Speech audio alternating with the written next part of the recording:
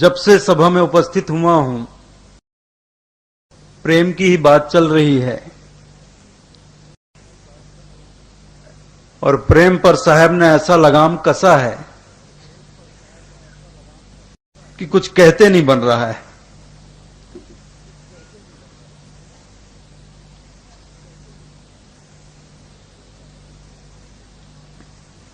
जिस साहब ने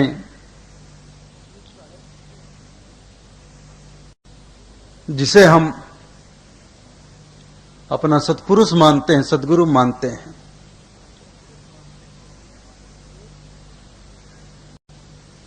या एक ही पुरुष मानते हैं, बाकी हम सब तो उनकी नारी। कर्नल साहब ने कहा, बाजा बाजे रहित का पड़ा नगर में शोर, सदगुरु खसम कबीर है मोहे नजर ना आवे। और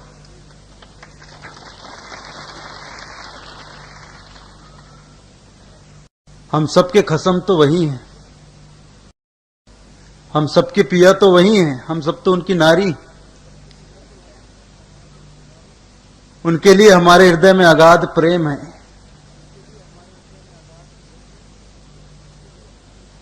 लेकिन उस प्रेम को शब्दों में व्यक्त करें कैसे? जिस प्रेम को हमारे सदगुरु शब्दों से व्यक्त नहीं कर सके, उसे हम कैसे व्यक्त करें? लगाम यहीं कस गई। अकथ कहानी प्रेम का, कहता कहां न जाए, गुंगे केरी सरकरा खाए और मुस्काए। जिस प्रेम की कहानी को हमारे सदगुरु नहीं कह सके, उस प्रेम की चर्चा मैं आप लोगों से कैसे करूं, किन शब्दों में करूं? जब से बैठा हूं तब से प्रयास कर रहा हूं कुछ कहूं, लेकिन विषय ही छिड़ गया प्रेम का, तो बार बार ठिठक जाता हूं।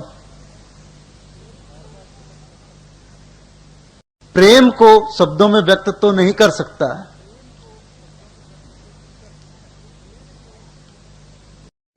लेकिन प्रेम के व्यवहार पर थोड़ी चर्चा जरूर कर सकता हूं। थोड़ी सी चर्चा, ज्यादा नहीं कर सकता। व्यवहार पर अभी कुछ दिन पहले की बात है, तकरीबन 15 दिन पहले की बात है। हमारे रायपुर नगर में पुस्तक मेला लगा हुआ था। राष्ट्रीय स्तर का पुस्तक मेला था। देश की विभिन्न क्षेत्रों से बड़े बड़े प्रकाशन केंद्रों ने अपने स्टॉल वहां लगाए हुए थे, बुक स्टॉल लगाए हुए थे। छोटी बड़ी मोटी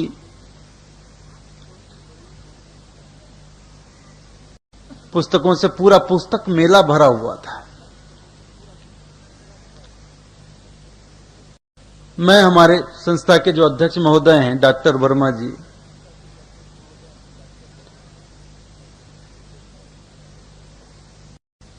उनके साथ घूमता फिरता हुआ पुस्तक मेले में पहुंच गया। पूरा पुस्तक मेला घूमकर देखा।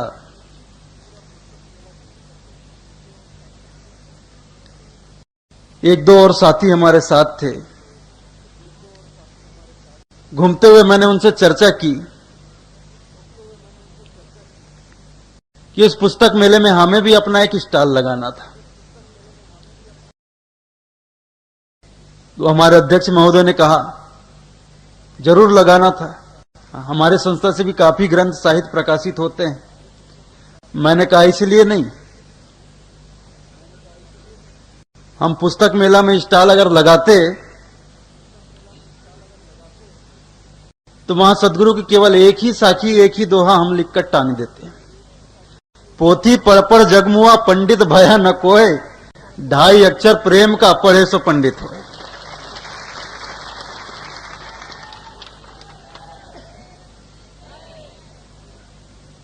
उस पुस्तक मेले में अपना स्टॉल लगता तो हम बस एक साखी एक दोहा लिखकर बुक स्टॉल पे लटका देते और मूल्य नीचे लिख देते, प्रेम न बाड़ी उपज्यो, प्रेम न हाट बिकाए, राजा प्रजा जेहि रुचे, शीश दे ले जाए।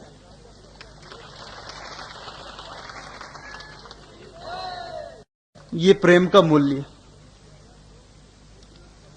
प्रेम प्याला जो पिए, शीश दक्षिणा दे, लोभी शीश न दे सके, नाम प्रेम का ले।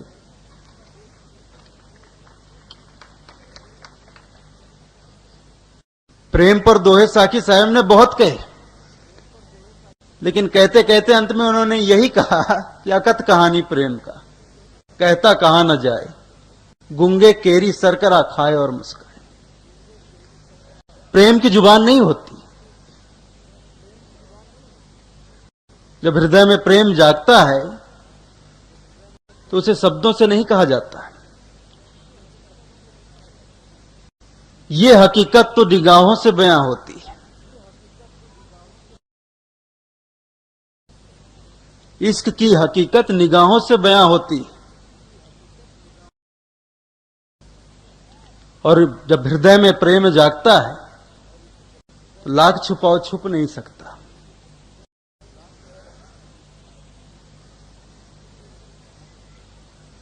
इसीलिए बुजुर्गों ने कहा भी है,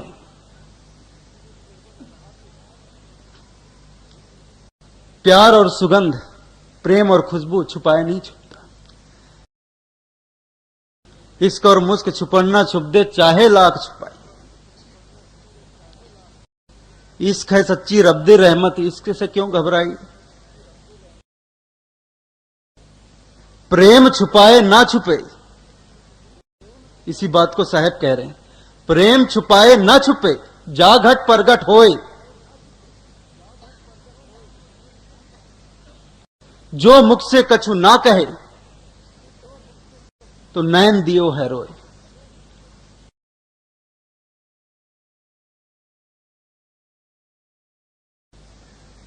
प्रेम छुपाए ना छुपे, जा घट प्रगट होए,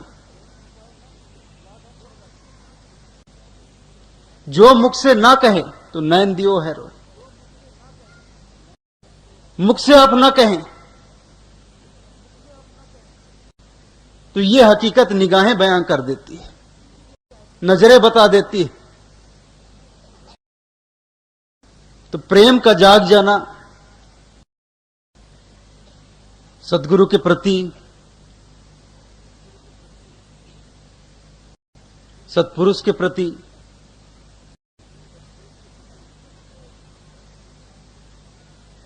हमारे लिए, जीव के लिए मुक्ति का मार्ग खोल देता है। प्रेम जगावे विरह को,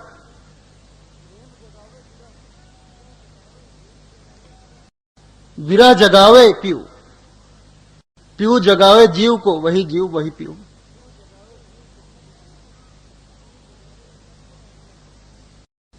प्रेम जब जागता है हृदय में तो अपने साथ विरह भी जगाता है।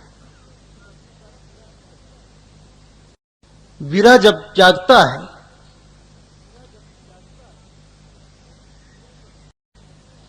तो मिलन की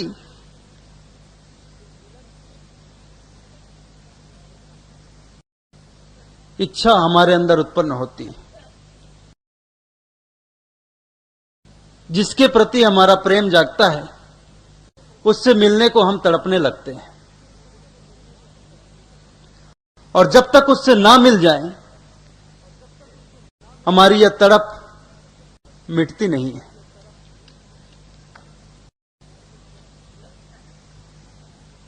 तो प्रेम ही जीव के लिए मुक्ति का मार्ग खोलता है। लेकिन प्रेम का जागना, और सच पूछे तो प्रेम तो जागा हुआ ही है। अनुराग तो हमारे अंदर है,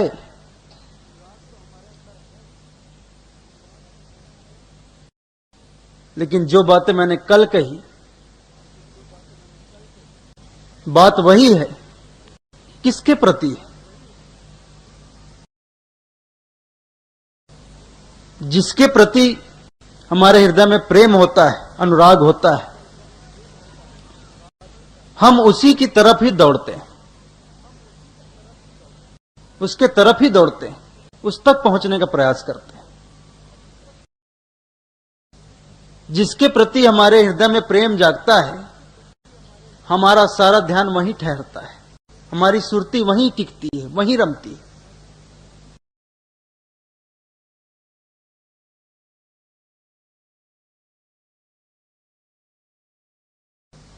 जाकी जहां सुरती रमी, तिसका तहां विश्राम, भावय माया मोह में, भावय आत्म राम। भा जाने की बात, प्रेम हो जाने की बात,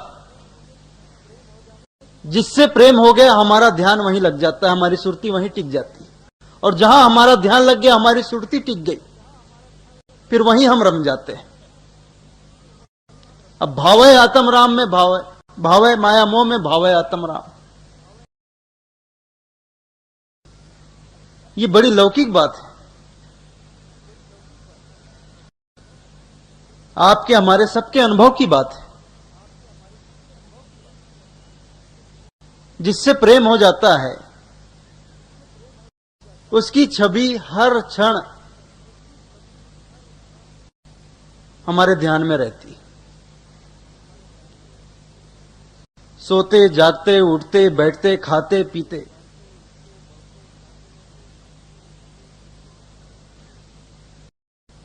वही नजर आता है जिससे हमें प्रेम है। भोजन के लिए बैठेंगे तो रोटी में उसी की सूरत नजर आएगी जिससे हमें प्रेम है। ये बड़ी लौकिक बात है, सबके अनुभव की बात है।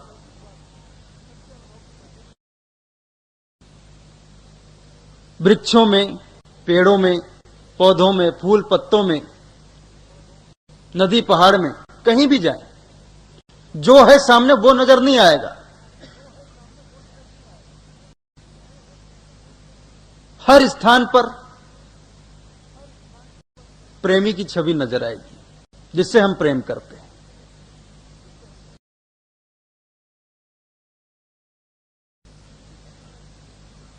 तो सुरती वहीं ठहरती है।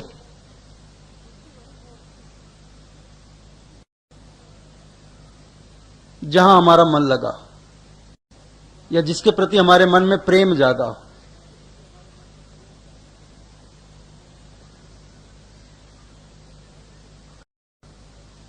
संसार के प्रति प्रेम जागता है तो संसार को पाने के लिए हम तड़पते हैं।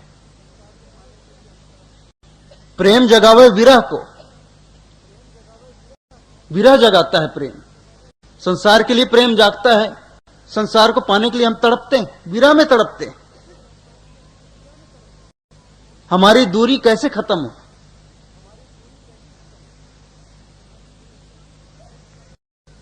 किसी वस्तु के प्रति प्रेम जाग जाए कि ये कार मुझे मिल जाए, ये मोटर गाड़ी मुझे मिल जाए, बड़ी सुंदर कार है, किसी कार को देखकर हम आकर्षित हो गए, उसके लिए हमारे मन में मोह जाग गया, प्रेम जाग गया। तो ये कार, ये गाड़ी मुझे कैसे प्राप्त हो, ये मुझे कैसे मिले? हम तड़पने लगते हैं उसे पाने के लिए, उससे दूरी सही नहीं जाती। ये विरह है। और हमारी तरफ तभी शांत होती है जब वो गाड़ी हमें प्राप्त हो जाती है।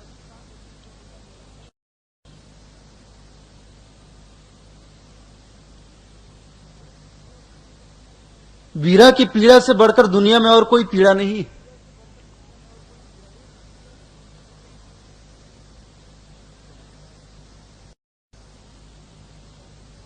आपने गोस्वामी तुलसीदास जी का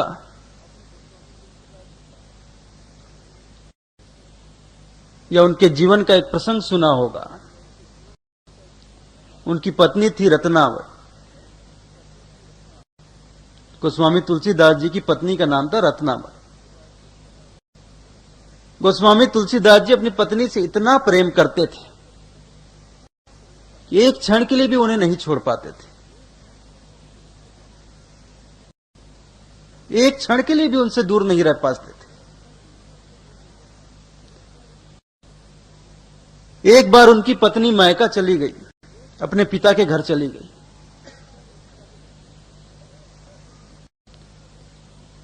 कुछ ही दिन बीते थे, लेकिन कुछ ही दिनों में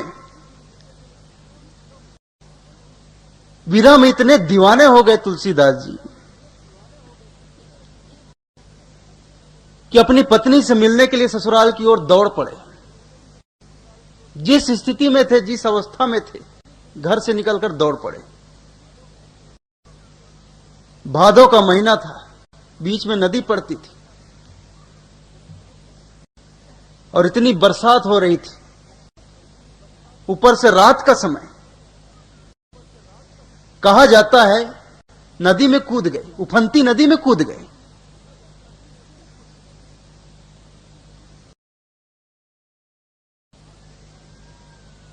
हाथ पैर मारने लगे, सहारा कुछ भी ना मिला।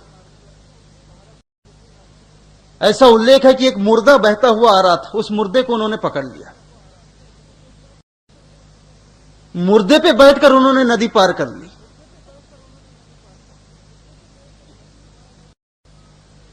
नदी पार कर भागते दौड़ते अपने ससुराल में पहुंचे। अब ऐसा भी कहा गया है, अटारी पर एक सर्प लटक रहा था। दरवाजा तो बंद था, बरसात हो रही थी, बिजली चमक रही थी, बादल गरज रहे थे। दरवाजा खटखटाए भी, कौन सुने कौन खोले। कहते हैं अटारी पे एक सांप लटक रहा था, उस सांप को पकड़कर अटारी पे चढ़ गए।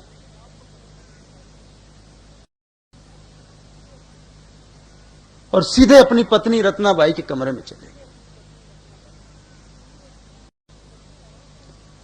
उनकी पत्नी अवाक रह गई। इतना दीवाना, इतना बावला प्रेम में, इतना पागलपन।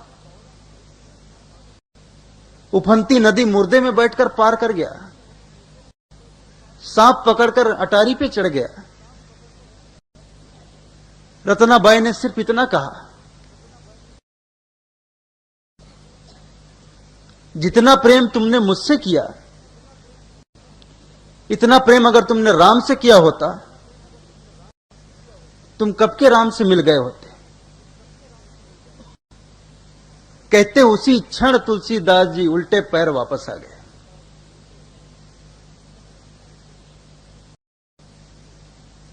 ये शब्द की चोट थी। व्यवहारिक दृष्टि से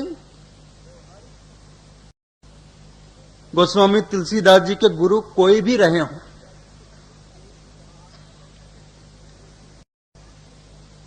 लेकिन राम से मिलाने वाला सदगुरु उनकी पत्नी ही थी, मेरे विचार से। ये मेरा अपना विचार है।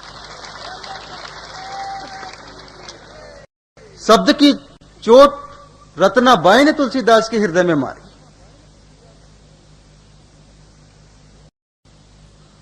जितना प्रेम तुमने मुझसे किया, इतना प्रेम अगर राम से करते तो कब के तुम्हें राम मिल गए होते, तुम राम तक पहुंच गए होते।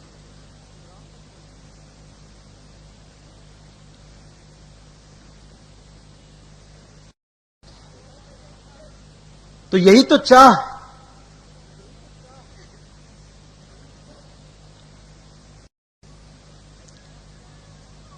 और जहां चाह है वहां राह है, और जहां चाह ही ना हो वहां सभी रास्ते खुले हो तो भी व्यर्थ है, और चाह हो सभी रास्ते बंद हो फिर भी रास्ता बन जाता है। चाहने वाला रास्ता बना लेता है।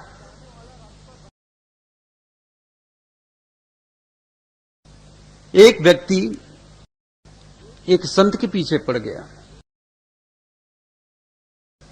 मुझे प्रभु तक पहुंचने की राह बताओ, दया करो, कृपा करो। संत जी मुस्कुराकर टाल देते थे। काफी दिन हो गए,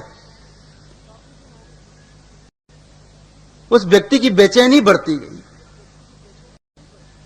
प्रतिदिन सुबह शाम वह व्यक्ति संत जी के पास जाता, अर्ज लगाता, मुझे प्रभु तक पहुंचने की राह बताओ, उपाय बताओ, कोई रास्ता बताओ। संत जी हमेशा की तरह मुस्कुराकर टाल जाते।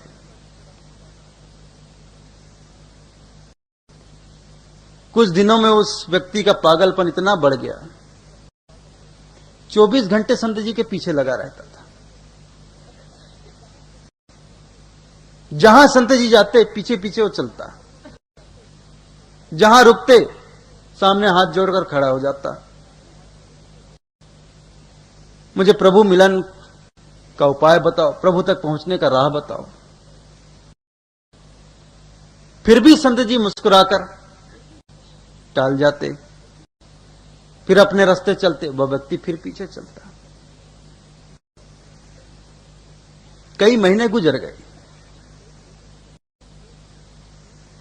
एक दिन संत जी नदी में सुबह सुबह स्नान कर रहे थे। हद हो गई, वह व्यक्ति भी नदी में उतर गया। कमर भर पानी में संत जी खड़े थे, स्नान कर रहे थे। वहां पहुंचकर बोलता है, मुझे प्रभु तक पहुंचने की राह बताओ। संत जी ने उसका गर्दन पकड़ा, पानी के नीचे दबा दिया।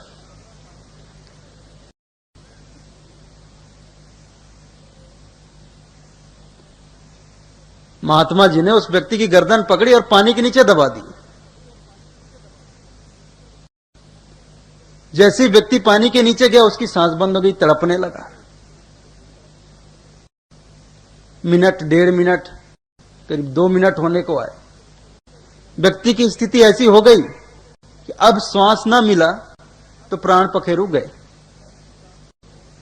उस व्यक्ति ने जोर से उचाटा मारा, संत जी दूर जाकर गिरे। व्यक्ति पानी से बाहर निकला, सांस लिया, हांफता हुआ सांस लिया, अपने श्वासा को ठीक किया। संत जी चुपचाप उठे, अपना कमंडल पकड़े, कपड़ा लत्ता उठाए, चलने लग गए। हांफता हुआ वह व्यक्ति फिर पीछे लग गया। कहने लगा, बाबा आज तो मार ही डाले थे, अब तो दया करके बता दो प्रभु तक पहुंचने का क्या मार्ग है, क्या उपाय है। संत जी ने कुछ नहीं कहा, चुपचाप गए, कुटिया में पहुंचे, भोजन किया, आराम करने लग गए। लेकिन उस रात संत जी आराम से नहीं बैठे। जब संत जी सो गए, उस व्यक्ति की कुटिया भी बाजू में थी। गरीब आदमी था, झोपड़ी थी, घास फूस की झोपड़ी, कच्चा मकान था। संत जी उस व्यक्ति के घर के सामने गए, बाहर से दरवाजा बंद कर दिया, कुंडी लगाई, चारों तरफ मिट्टी का तेल छिड़क दिया, घासलेट डाल दिया और आग लगा दी। व्यक्ति अंदर सोया हुआ है।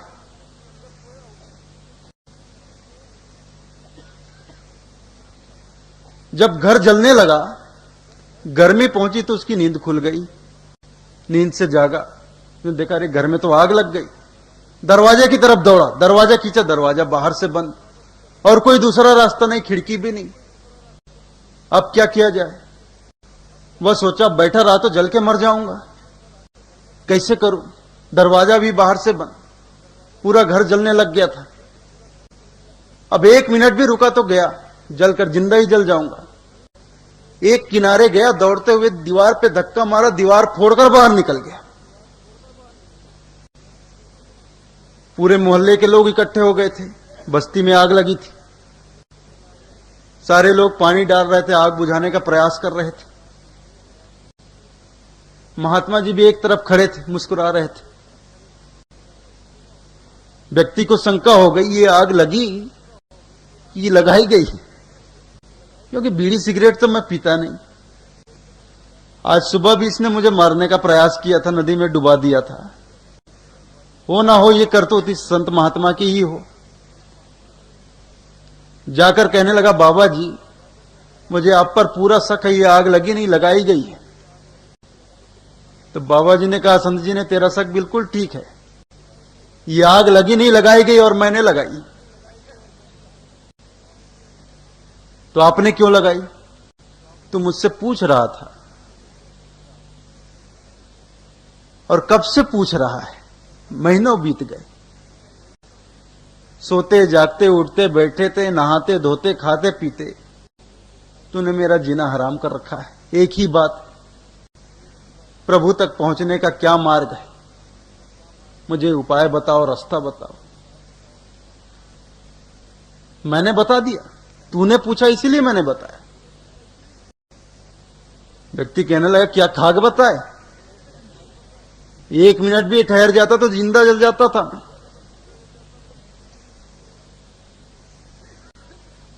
महात्मा जी ने कहा इस समझदार के लिए इशारा काफी है।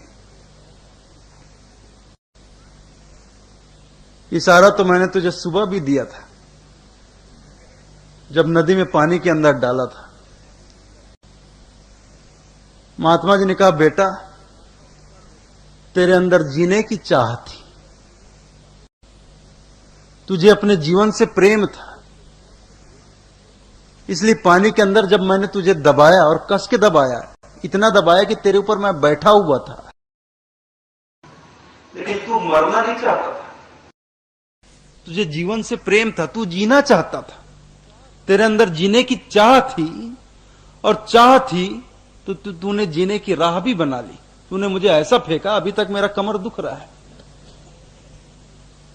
तब भी तू नहीं समझा। अभी मैंने तेरे झोपड़े में आग लगाई, बाहर निकलने का कोई रास्ता नहीं था, तुझे जीवन से प्रेम है, जीने की चाह है, इसलिए तूने राह भी बना लिया।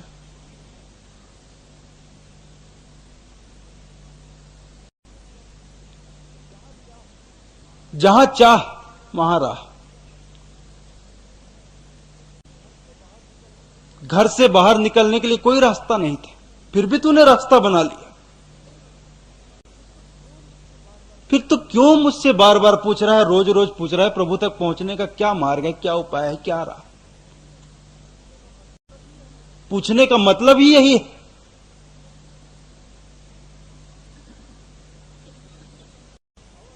कि सिर्फ तू दिखावा कर रहा है, तू नाटक कर रहा है कि मैं ईश्वर को पाना चाहता हूं, ईश्वर तक पहुंचना चाहता हूं, प्रभु तक पहुंचना चाहता हूं। जिसके अंदर चाह होती है वो किसी से पूछता नहीं।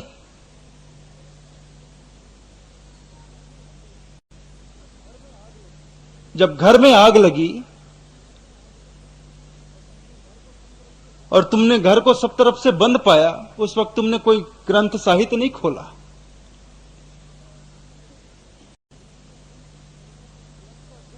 तुमने किसी ग्रंथ का अध्ययन नहीं किया कि जलते हुए घर से बाहर निकलने का इसमें क्या मार्ग बताया, क्या उपाय बताया गया है।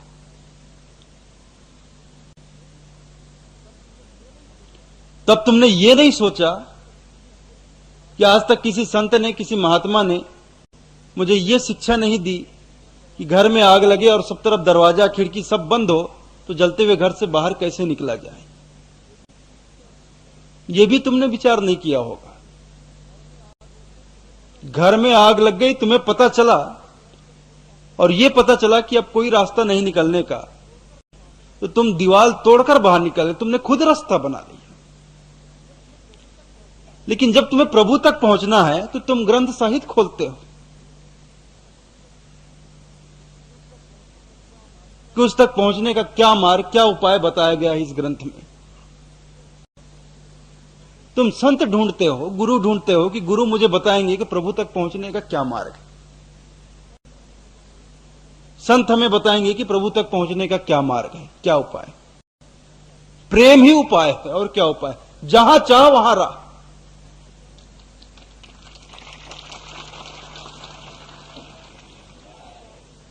जीने की चाह थी, जीवन से प्रेम था, तो जीने के लिए उसने 2 बार रास्ता बना लिया। अगर सच में प्रभु से प्रेम हो जाए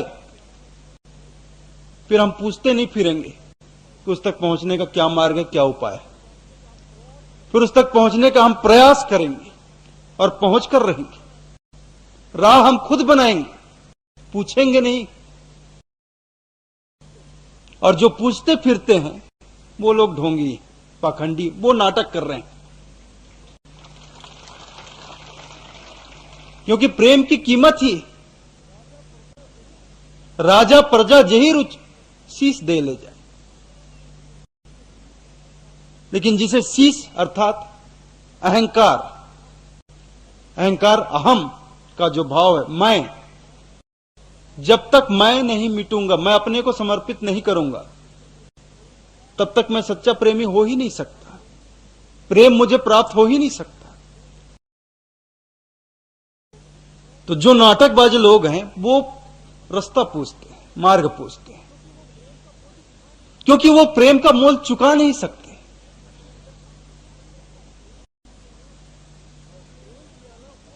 और प्रेम प्याला वो पिए जो शीश दक्षिणा दे, लोभी शीश न दे सके, नाम प्रेम का ले, वो केवल नाम लेता है प्रेम का, वो नाटक करता है। लेकिन अपने शीश को, अपने अहंकार को, मैं के भाव को मिटाने की हिम्मत उसके अंदर नहीं होती, या मैं को कायम रखने का लोभ वह छोड़ नहीं पाता, अपने अहम को कायम रखने का मोह वह छोड़ नहीं पाता, और नाम प्रेम का लेता रहता है। और जब तक मैं ना मिटे,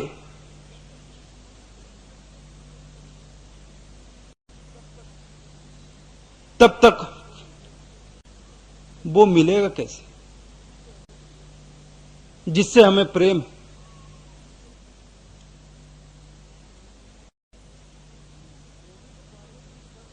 प्रेमी को पाने की शर्त ही यही, कीमत ही यही कि मैं को मिटा दो।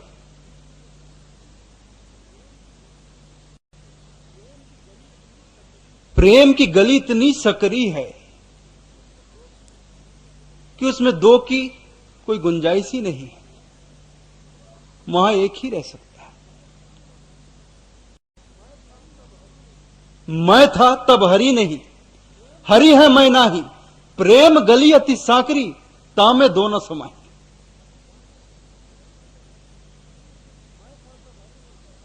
मैं था तब हरि नहीं, हरि है मैं नाही, प्रेम गली अति सांकरी, तामे दो न समाई। प्रेम की गली में दो के चलने की जगह ही नहीं।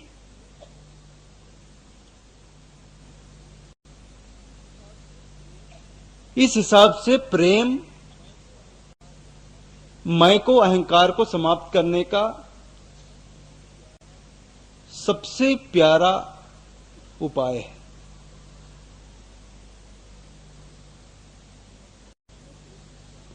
और सच में प्रेम हो जाए तो मैं रहता कहां है? फिर तो वही रहता है जिससे प्रेम होता है, हर घड़ी हर क्षण वही रहता है।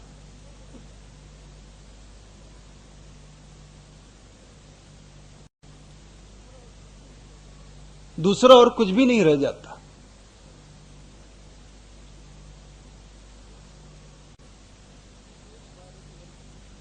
एक बार एक लड़की किसी के प्रेम में दीवानी हो गई।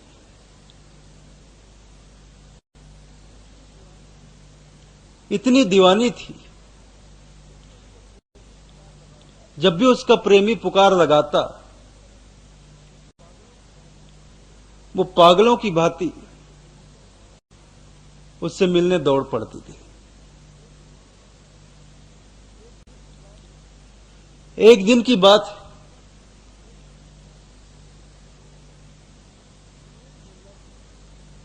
एक मुल्ला जी, नमाज का वक्त था,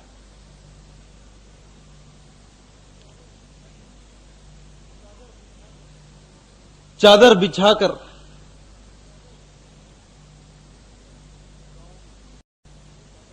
गांव में चादर बिछाकर खेत में काम कर रहे थे। और जब नमाज का वक्त होता है तो मुसलमान जहां भी हो, जिस स्थान पर हो, नमाज अदा करने बैठ जाते हैं। नमाज का वक्त हुआ था, खेत में थे, खेत में ही चादर बिछाकर बैठ गए, नमाज अदा कर रहे थे।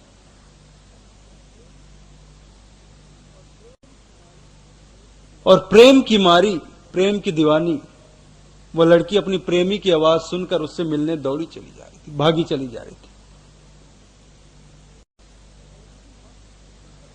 और इतनी मस्त थी प्रेम में कि वो मुल्ला जी के चादर को रौंदते हुए निकल गई।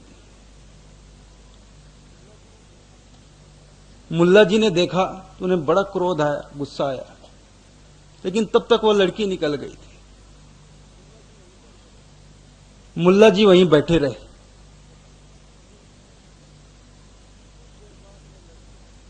कुछ देर बाद वह लड़की अपने प्रेमी से मिलकर वापस लौटी तो मुल्ला जी ने उसे पकड़ लिया, खूब डांट पिलाया।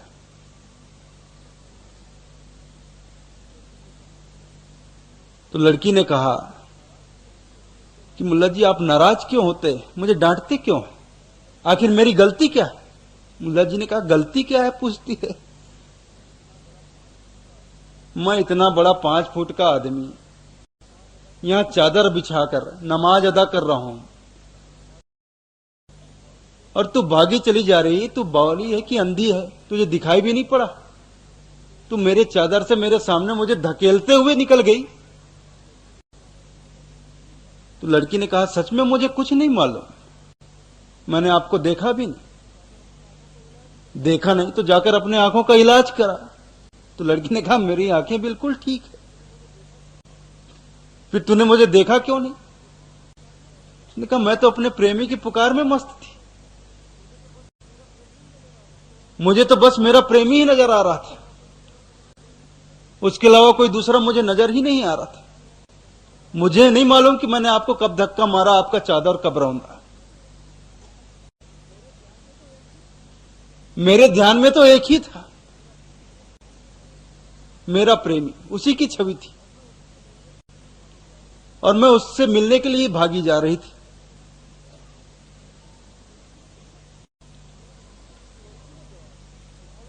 फिर लड़की ने जवाब किया, पलटकर जवाब किया, और आप कह रहे हैं कि आप नमाज के लिए बैठे थे? हां मैं नमाज कर रहा था। मतलब आप अपने मालिक को याद कर रहे थे? हां मैं अपने मालिक को याद कर रहा था। फिर आपने मुझे कैसे पहचान लिया, कैसे देख लिया?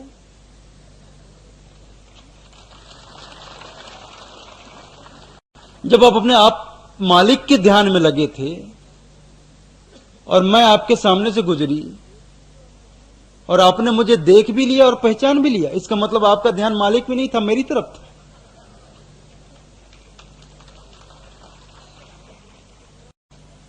फिर तुम्हारे प्रेम से तो मेरा प्रेम बेहतर है।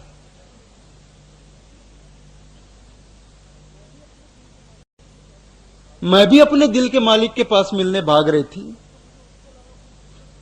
तब तो मुझे उसके अलावा कोई दूसरा नजर ही नहीं आया, ना आप नजर आए ना आपका चादर नजर आया।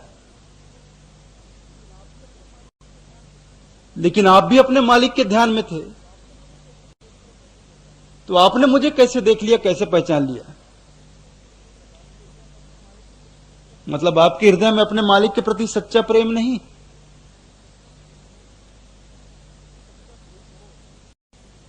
सच्चा प्रेम हो तो प्रेमी के अलावा दूसरा कुछ नजर ही नहीं आएगा। यहां तक खुद की सुध नहीं रहेगी, मैं मिट जाता है, मैं मिटे तो ही प्रेम आपको मिले। लेकिन लोभी जो हैं ये मैं को मिटा नहीं पाते। लोभी शीश न दे सके नाम प्रेम का ले। इसलिए लौकिक प्रेम में संसारिक जो प्रेम होता है, संसार के जो प्रेमी हैं उनके साथ बड़ी व्यवहारिक समस्याएं होती हैं।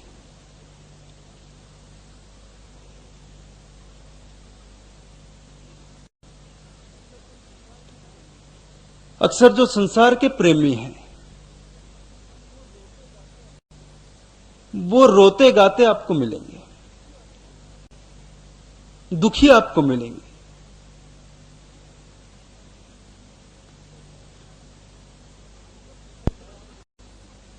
उनसे पूछा जाए आप दुखी क्यों, रोते क्यों? वो कहते मुझे फलां से प्रेम हो गया, प्रेम हो गया, ये तो खुशी की बात है। आंसू बह रहे हैं ये भी ठीक है, लेकिन खुशी के आंसू, आनंद के आंसू, प्रेम में तो आनंद मिलता है। आप दुखी क्यों हो रहे? मुझे उससे प्रेम हो गया है, लेकिन मुझे ये नहीं मालूम कि वो मुझसे प्रेम करता है कि नहीं करता है। भाई आप प्रेम करते हैं ये तो ठीक है, लेकिन ये क्या बात हुई कि वो आपसे प्रेम करता है कि नहीं करता है? इसका अर्थ तो यह हुआ कि आप उससे प्रेम नहीं करते, बल्कि उसका प्रेम आप पाना चाहते हो। यहां आपके अंदर आकांक्षा है, इच्छा है, स्वार्थ है। स्वार्थ ही मनुष्य को दुखी करती है, इच्छाएं ही हमें दुखी करती।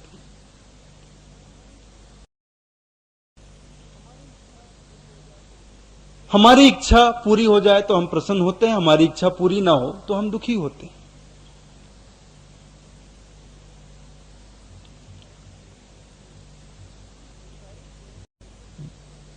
संसारिक प्रेम में जो प्रेमी होते हैं बहुत दम भरते हैं कि मैं फलां से प्रेम करता हूं, मैं उसके लिए कुछ भी कर सकता हूं, बस वो एक बार मुझसे कह दे कि वो भी मुझसे उतना ही प्रेम करता है जितना मैं करता हूं। ये क्या शर्त हुई? कोई शर्त नहीं होती नहीं प्यार में, मगर प्यार शर्तों पे तुमने किया। एक किसी शायर ने कहा है, शर्तों पे लोग प्रेम करते हैं कि वो मुझसे प्रेम करे, बदले में प्रेम करे। मैं उससे प्रेम करता हूं तो वो मुझसे प्रेम करे। क्यों? कोई जरूरी? आप प्रेम करते हैं, आप करो, जिंदगी भर करो, कोई बुरी बात नहीं।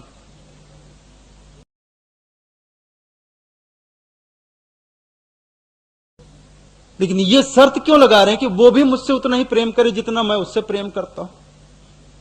फिर तो ये सौदेबाजी हो गई। इसका मतलब आप उससे प्रेम नहीं करते, आप उसका प्रेम पाना चाहते हो, और उससे प्रेम भरने का दम इसलिए भर रहे हो ताकि वो भी अपने प्रेम का इजहार करे। एक तरह से तो ये दाना डालना हुआ। आप जो बार बार कहते हो कि मैं तुमसे प्रेम करता हूं, मैं तुमसे प्रेम करता हूं, एक तरह से ये दाना डालना हुआ। जैसे शिकारी करते हैं, पक्षियों को पकड़ने के लिए जाल डाल के उसमें दाना डाल देते हैं, दाना चुगने पक्षी बैठ जाती है और जाल में फंस जाती है।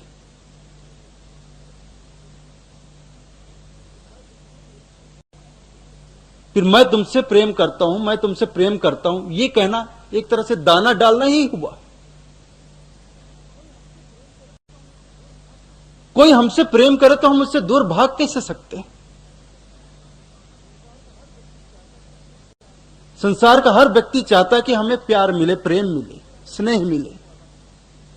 कोई हमें स्नेह करने वाला मिले, प्रेम करने वाला मिले, तो हम उससे दूर भागेंगे क्यों? कोई हमें नफरत करने वाला मिले, कोई हमें नुकसान पहुंचाने वाला मिले, कोई हमसे द्वेष रखने वाला मिले, तो हम उससे कतराते हैं, दूर भागते हैं। लेकिन जब हमें कोई प्रेम करने वाला मिले तो उसका प्रेम पाने के लिए हम उसके और करीब जाते हैं। हर इंसान संसार में प्रेम पाना चाहता है और सबसे प्रेम पाना चाहता है।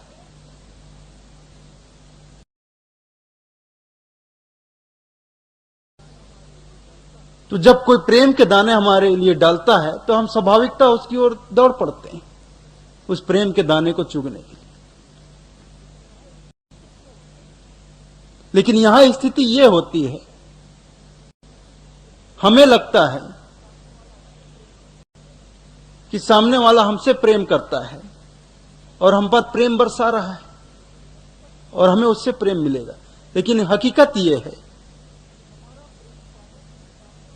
कि हमारा प्रेम पाने के लिए सामने वाला तड़प रहा है।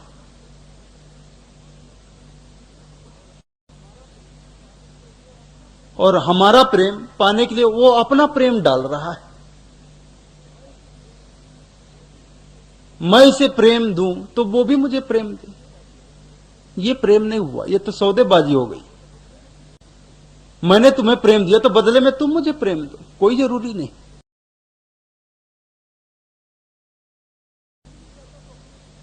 प्रेम में मैं रह ही नहीं जाता तो अपने लिए प्रेम पाने का सवाल ही नहीं उठता।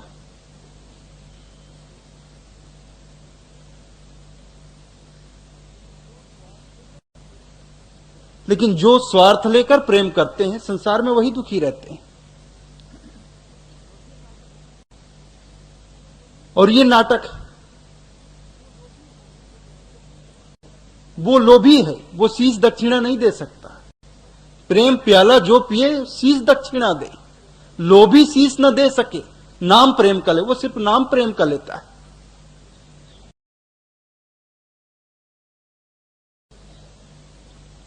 लेकिन मैं को नहीं मिटा सकता। ये बात उसके हृदय में नहीं आ सकती, ऐ मेरे यार, ऐ हुस्न वाले, दिल किया मैंने तेरे हवाले, तेरी मर्जी पे अब बात ठहरी कि जीने दे चाहे तू मार डाले। जिससे प्रेम हो गया उसके हवाले सब कुछ कर दो अपना। ऐ मेरे यार, ऐ हुस्न वाले, दिल किया मैंने तेरे हवाले, अब तेरी मर्जी पे बात ठहरी, जीने दे चाहे मार डाले।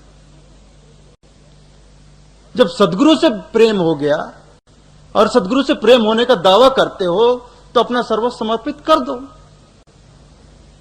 मेरा तन मन धन और प्राण सब कुछ तेरा हुआ, और मेरा क्या, मैं ही तेरा हुआ। अब तेरी मर्जी पे बात ठहरी, अब मेरी मर्जी खत्म। मैं खत्म तो मेरी मर्जी भी खत्म। जब तक मैं हूं तब तक मेरी मर्जी है, मेरी इच्छाएं हैं। जब मैं ही नहीं रहा, मैंने अपने आप को समर्पित कर दिया, तो मेरे साथ मेरी सारी इच्छाएं भी खत्म, मेरी मर्जी भी खत्म। अब तो तेरी ही मर्जी, अब मेरा सब कुछ तेरे हवाले, मैं खुद तेरे हवाले। तो मैं समर्पण की बात है, मैं को मिटाने की बात है। और जब तक मैं मिटेगा नहीं, प्रेम के भाव को हम कभी समझ नहीं पाएंगे, प्रेम का आनंद हम उठा नहीं पाएंगे। प्रेम का आनंद उठाना है, प्रेम का प्याला पीना है, तो मैं की कीमत तो चुकानी ही पड़ेगी। इसके अलावा कोई दूसरा उपाय ही नहीं, चाहे वो राजा हो चाहे रंक हो। राजा प्रजा जही रुचे, शीश दे ले जाए। शीश दिए बिना प्रेम नहीं मिल सकता है, और जो शीश देकर प्रेम पाता है वो प्रेम की बात कहेगा कैसी? क्योंकि मैं को मिटाकर ही तो उसने प्रेम प्राप्त किया। अब मैं मिट गया तो कहने वाला बचा कहां कि प्रेम कैसा होता है, प्रेम की कहानी क्या होती है।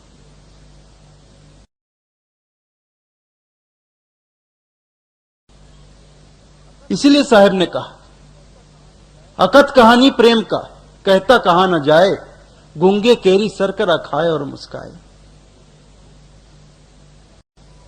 प्रेम की कहानी अकथ है, इसे कहा नहीं जा, शब्दों में नहीं कहा जा सकता। प्रेम का आनंद लिया जा सकता है, प्रेम में डूबा जा सकता है, लेकिन कीमत बहुत बड़ी है।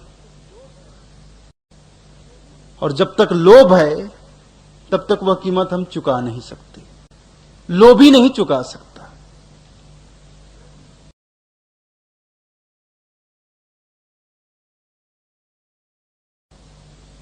मैं का त्याग लोभी नहीं कर सकता।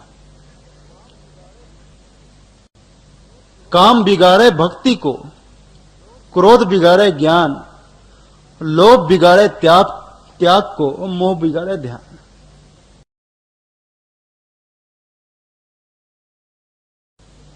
काम बिगाड़े भक्ति को, काम भक्ति को बिगाड़ता है, और क्रोध बिगाड़े ज्ञान, और क्रोध ज्ञान को बिगाड़ देता है।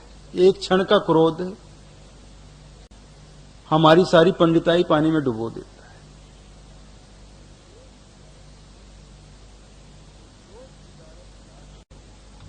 और लोभ बिगाड़े त्याग को, और मोह बिगाड़े ध्यान। और लोभ त्याग को बिगाड़ता है। लोभ है तो हम त्याग कर सकते नहीं, तो लोभी शीश न दे सके नाम प्रेम का ले, नाम प्रेम का लेता रहता है। तो प्रेम के बारे में चर्चा करने वाले तो बहुत हैं, प्रेम का दम भरने वाले बहुत हैं, लेकिन वो सब रोते पीटते ही नजर आएंगे, आंसू बहाते ही नजर आएंगे, लेकिन वो आंसू आनंद के आंसू नहीं होंगे। आंसू तो बहते हैं, निश्चित तौर पर बहते हैं। साहब ने कहा ही है, प्रेम छुपाए ना छुपे, जा घट प्रगट होए, मुख से कछु न बोलिए, पर नैन दियो बताए। मुख से भले ही ना कहो, लेकिन आंखें बता देती। और दोनों तरह के प्रेमी आंसू बहाते हैं। जो सच्चे प्रेम में डूबा हो वो आनंद के आंसू बहाता है, और जो नौटंकीबाज है उसकी इच्छा पूर्ति नहीं होती तो दुख में आंसू बहाता है। दोनों सरीखे ही लगते हैं, भेद करना बहुत मुश्किल है। भेद इसी से किया जा सकता है, जो सच्चा प्रेमी है वो कहता है मुझे कुछ नहीं चाहिए, उसके जीवन में चाहना नहीं होती, क्योंकि वो तो मिट चुका। जब वो मिट चुका तो उसके जीवन में चाहना क्या होगी।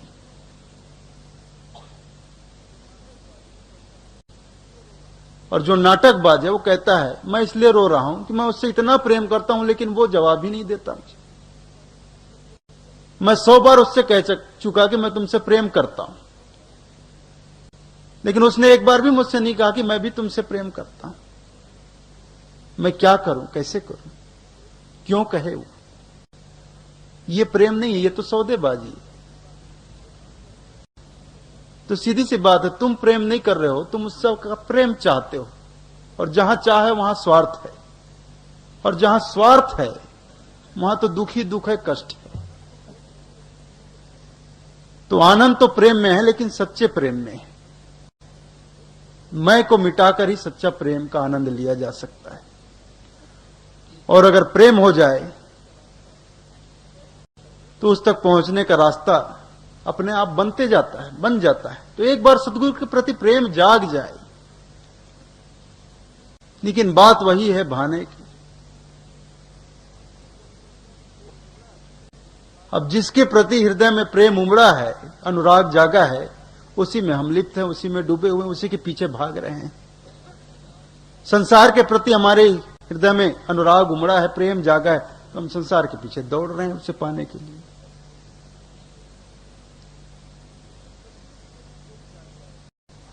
जिस दिन सदगुरु के प्रति प्रेम जाग जाएगा, सत्पुरुष के प्रति प्रेम जाएगा, उस दिन हम संसार का रास्ता छोड़ देंगे और सदगुरु तक पहुंचने का रास्ता पकड़ लेंगे। और रास्ता ना मिले तो हम खुद रास्ता बना लेंगे, चाह अपने आप राह बना लेगी।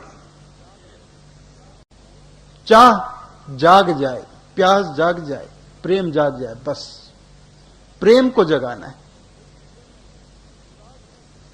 और प्रेम हृदय में है, अनुराग है, लेकिन वो कहां लगा है इस पर आप गौर करिए। सिर्फ अनुराग के स्थान को बदलना है। प्रेम है, प्रेम पैदा नहीं किया जाता।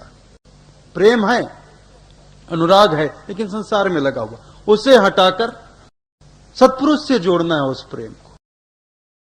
जब उससे प्रेम जुड़ जाएगा तो उस तक हम पहुंच जाएंगे। तो प्रेम का बहुत महत्व है, और महत्व है इसीलिए साहब ने पढ़ाया।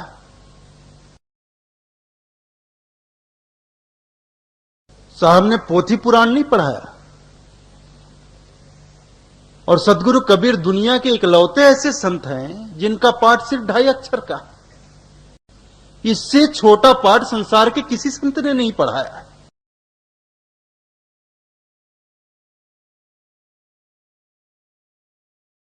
जिस पंथ में हम चल रहे हैं, जिस सदगुरु के हम भक्त हैं, उस सदगुरु ने हमें सिर्फ 2.5 अक्षर का पाठ पढ़ाया।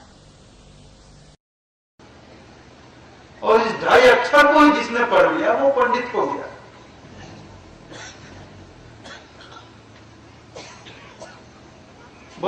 सैकड़ों पोथी पुराण पढ़ता हो, पंडित नहीं हो सकता। लेकिन 2.5 अक्षर प्रेम का जिसने पढ़ लिया वो पंडित हो जाता है, वो आनंद से भर जाता है। और हम पोथी पुराण में लगे हुए हैं। हमारे भी बुक स्टॉल खुले हुए हैं, 50 पुस्तकें किताबें वहां बिक रही है, और उसमें 2.5 अक्षर नहीं, हजारों अक्षर है। हमारा सदगुरु हमें 2.5 अक्षर का पाठ पढ़ा रहा है, और हम भक्तों को इतनी मोटी मोटी किताबें दे रहे हैं, इसे पढ़ो, पढ़ने से तुम्हें भला हो, तुम्हारा भला होगा, ज्ञान मिलेगा। कहां ज्ञान मिलेगा? पोथी में ज्ञान नहीं।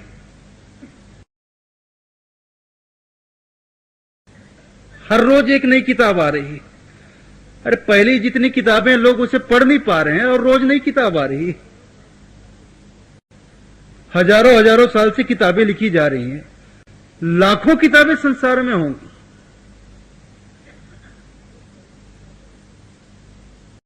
जो पहली किताबें हैं उसी को हम पढ़ नहीं पाते, और यहां हर साल हर दिन एक नई किताब आ जाती है हमारे बीच, नई पोथी आ जाती है हमारे बीच कि लोग पढ़ो इसे। सारा जीवन पोथी पढ़ने में ही गया।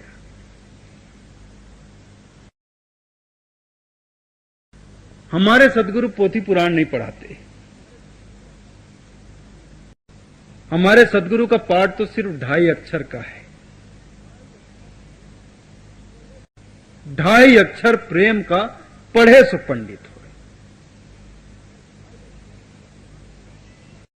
बस 2.5 अक्षर के पाठ को आप पढ़ लो, बाकी सारे पाठ बेकार हैं, व्यर्थ हैं।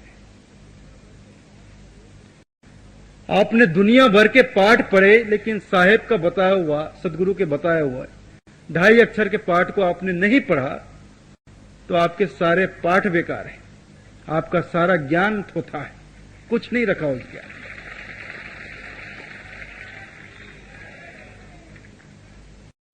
दुनिया के पाठ आप ना पढ़े हो ना सही, किसी पुस्तक का ज्ञान आपको हो ना हो, कोई हर्जा नहीं। लोग कतराते हैं, शर्माते हैं, छुपाते हैं। कोई किसी से पूछे तुम्हें अनुराग सागर का ज्ञान है, तुमने अनुराग सागर पढ़ा? नहीं पढ़ा। क्या कबीरपंथी हो? कबीरपंथी होकर अनुराग सागर नहीं पढ़ा। तूने बीजक पढ़ा है? बीजक का अध्ययन किया? नहीं किया। कैसा तू कबीरपंथी है? बीजक नहीं पढ़ा। जब तक बीजक नहीं पढ़ेगा तब तक तुझे सदगुरु के सच्चे सिद्धांतों को कैसा मालूम पड़ेगा, सच्चा ज्ञान कैसे मिलेगा? लोग शर्माते हैं, हमने पुस्तक नहीं पढ़ा, ग्रंथ नहीं पढ़ा। मत पढ़ो, कोई जरूरत भी नहीं है, कुछ नहीं मिलेगा। जो मिलेगा वो 2.5 अक्षर के पाठ में ही मिलेगा। पढ़ना है तो 2.5 अक्षर के पाठ को पढ़ डालो। ये जीवन का उद्देश्य ही यही बना लो, लक्ष्य ही बना लो, मुझे सदगुरु के पढ़ाए हुए 2.5 अक्षर के पाठ को पढ़ना है। और 2.5 अक्षर का पाठ है प्रेम का पाठ। 2.5 अक्षर प्रेम का पढ़े सो पंडित। बस उस पाठ को पढ़ लो, हो गया काम। इससे ज्यादा और क्या कहूं साहेब।